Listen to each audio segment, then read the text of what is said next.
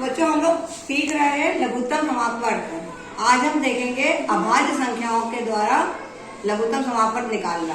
तो अभाज्य संख्याओं के द्वारा अगर हमें लघुत्तम समापवर्त निकालना सीखना है तो पहले हमें ये जानना होगा कि अभाज्य और भाज्य संख्याएं होती क्या है।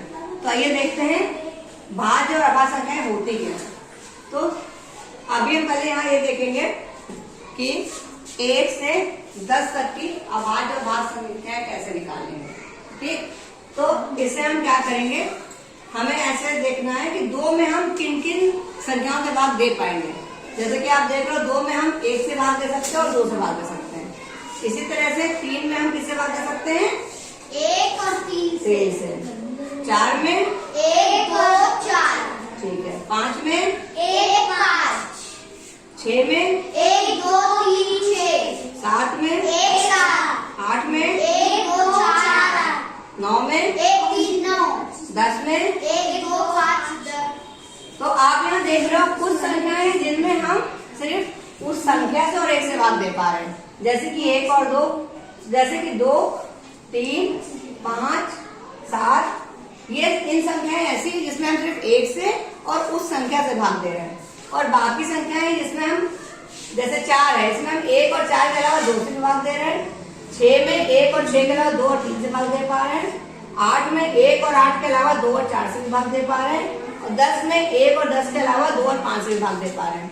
ठीक है, तो भाज्य संख्याएं वे संख्याएं होती हैं जो एक व स्वयं के अतिरिक्त अन्य संख्याओं से भी विभाजित होती हैं।